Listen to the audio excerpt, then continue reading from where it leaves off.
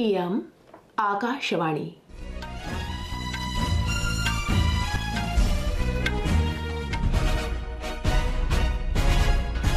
सम्प्रति वार्ताः श्रूयन्ताम्। प्रवाचिका सुषमा कुमारी। आदौ मुख्यवार्ताः। प्रधानमन्त्रिणा नरेन्द्रमोदिना अद्य मुम्बई आतंकी आक्रमणे हुतात्मभूतेभ्यः वीरेभ्यः श्रद्धाञ्जलिः समर्पिताः। तेन प्रोक्तं यत् भारतम् आतंकवादं दृढतया सम्मुखीकरिष्यति। श्रीमोदिना अद्य संविधान दिवसावसरे देशवासिभ्यः शुभकामनाः प्रदत्ताः। 44तमस्य संविधान संशोधन माध्यमेन दोषाः अपि परिष्कृताः। प्रधानमन्त्रिणा प्रोक्तं यत् वोकल फॉर लोकल इति अभियानस्य सफलता विकसित समृद्ध भारताय च द्वारम् उद्घाटयति। उत्तराखण्डे निर्माणाधीन सिल्क्यारा सुरंगायाम् अवरुद्ध कार्मिकान् साहाय्योद्धारार्थम् अभियानं द्रुतगत्या प्रचलति। अपि च क्रिकेट जगति भारत ऑस्ट्रेलिया दलयोर्मध्ये 20-20 क्रिकेट प्रतिस्पर्धा अद्य तिरुवनन्तपुरे भविता। अथ वार्ताः विस्तरेण। प्रधानमन्त्रिणा नरेन्द्रमोदिना अद्य तेभ्यः जनेभ्यः श्रद्धाञ्जलिः समर्पिता ये 11-2000तमे वर्षे नवेम्बर मासस्य 26 तारिकायां मुम्बय्याम् आतंकी आक्रमणे वीरगतिं प्राप्तवन्तः। आकाशवाण्यां मन की बात इत्यस्मिन् कार्यक्रमे श्रीमोदिना उक्तं यत् दिवसोऽयम् अविस्मरणीयो वर्तते, यतोहि अस्मिन्नेव दिवसे राष्ट्रे सर्वाधिक भीषणातिभीषण आतंकिनाम् आक्रमणं विहितम् आसीत्। तेन भणितं यत् प्रत्येक भारतीयः अद्य तान् वीरान् स्मारयति ये आतंकी प्रहारेषु मृत्युम् उपगताः। प्रधानमन्त्रिणा प्रोदीरितं यत् नवेम्बर मासस्य दिवसोऽयम् अस्मात् कारणादपि महत्वपूर्णो विद्यते, यतोहि अद्य 49-90तमे वर्षे अस्यामेव तिथौ संविधान सभया भारतीय संविधानम् अङ्गीकृतम्। तेनोक्तं यत् 15-2000तमे वर्षे बाबा साहेब अम्बेडकरस्य 25-100तमे जयन्त्यवसरे प्रशासनेन अयं दिवसः संविधान दिवसरूपेण परिपालनार्थं निर्णयो विहितः। प्रधानमन्त्रिणा देशवासिनां कृते शुभकामनाः सम्प्रसारिताः। प्रधानमन्त्रिणा विश्वासः प्रकटितः यत् राष्ट्रम् ऐक्यभावेन विकसित भारतस्य प्रतिज्ञा पूर्णं करिष्यति।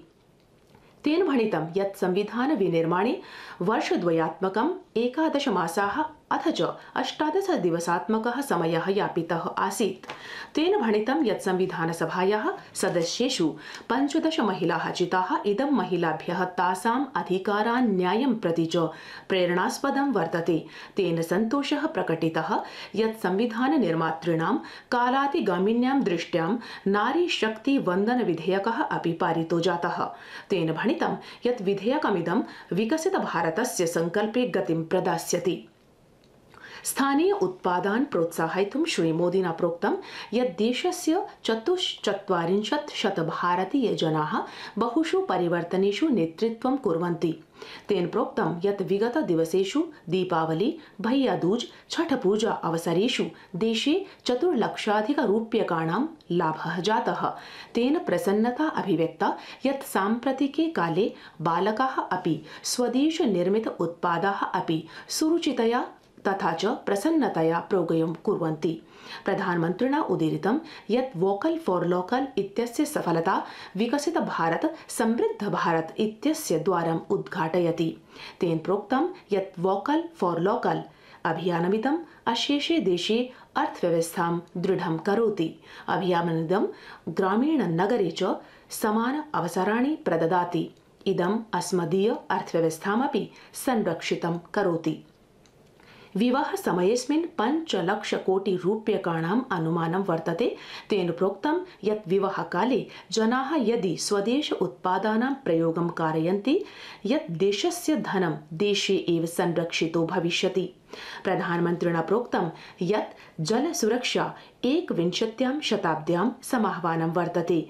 जल संरक्षणे प्रबलं प्रवदन् असौ प्रोक्तवान् यत् देशस्य प्रत्येकस्मिन् कोणे अमृतसरोवराः विनिर्मीयन्ते। एतस्मात् कारणात् देशस्य 65,000,000 जनाः लाभान्विताः भविष्यन्ति। प्रधानमन्त्रिणा देशवासिभ्यः श्वः परिपाल्यमाणस्य देवदीपावल्याः गुरु नानक देवस्य श्री प्रकाश पर्वोपलक्ष्ये शुभकामनाः सम्प्रसारिताः। संस्कृत वार्तायाः संस्करणमिदम् इदानीम् आकाशवाणीतः प्रसार्यते। सममेव अयं कार्यक्रमः आकाशवाण्याः अन्तर्जालपटले www.newsonair.gov.in इत्यत्र अथ न्यूज़ ऑन एआईआर चलदूरभाषीय तन्त्रांशे अपि उपलब्धो भविष्यति। उत्तराखण्डस्य उत्तरकाशी जनपदे निर्माणाधीनायां सुरंगायाम् अवरुद्धान् 41 श्रमिकान् बहिः निष्कासयितुं साहाय्योद्धारकार्याणि मासस्य अस्य 12 दिनाङ्कतः एव प्रचलन्ति। तान् सुरक्षितं निष्कासयितुं सम्प्रेषितायां नलिकायां स्तम्भेषु ऑगर यन्त्रस्य छेदनस्य कार्यं तत्र प्रचलति। राज्यस्य मुख्यमंत्री पुष्कर सिंह धामी प्रोदीरितवान् यत् आपदुद्धारकार्याणि प्रतिकूल परिस्थितिषु अपि प्रचलन्ति। सुरंगायाम् अवरुद्धेभ्यः श्रमिकेभ्यः समुचितमात्रायां प्राणवायुः, खाद्यपदार्थाः, जलम्, औषधयः च आपूर्तिः क्रियते। प्रशासनमपि नैरन्तर्येण तेषां श्रमिकाणां सम्पर्के अस्ति। एतदतिरिच्य BSNL इत्यस्य दूरभाषयन्त्रेण श्रमिकाः परिजनैः सह संवादं साधयति। अद्य सम्पूर्णे देशे संविधान दिवसः परिपाल्यते। अद्यैव भारतस्य संविधानम् औपचारिकरूपेण स्वीकृतम् आसीत्।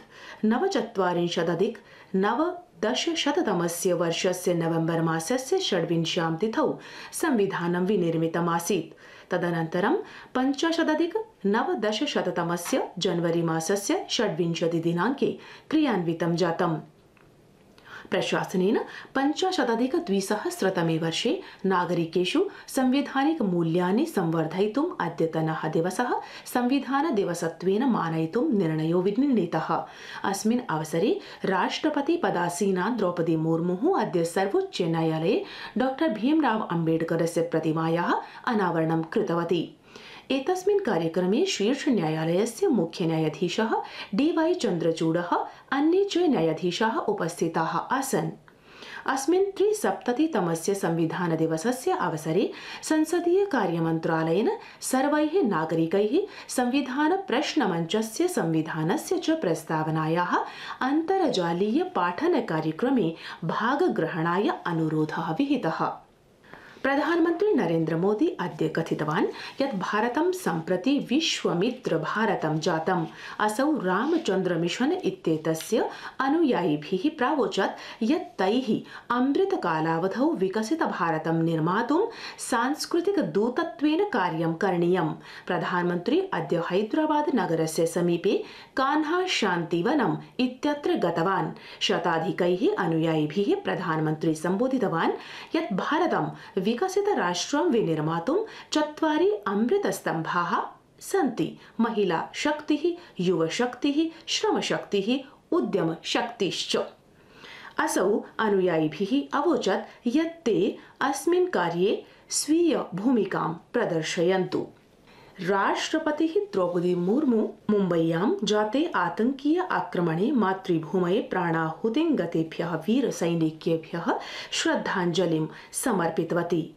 एकस्मिन् सन्देशे राष्ट्रपतिः कथितवती यत् राष्ट्रं वीरसैनिकानां स्मृतिं सम्मान प्रदातुं तेषां परिजनैः सह सर्वदा अस्ति। संस्कृत विश्वविद्यालये शास्त्र शिक्षण पद्धतयः नवाचाराश्च इत्येतं विषयम् अधिकृत्य कार्यशाला एका समायोजिता। मुख्यालये अन्येषु च परिसरेषु एषा कार्यशाला शोधच्छात्रेभ्यः समायोजिता। नवदिल्ल्यां मुख्यालये कार्यशालायां शोधच्छात्रां सम्बोधयन् राष्ट्रपति सम्मानितः संस्कृत वार्ता प्रसारकः डॉ बलदेवानंद सागरः सम्बोधितवान्। इति वार्ताः।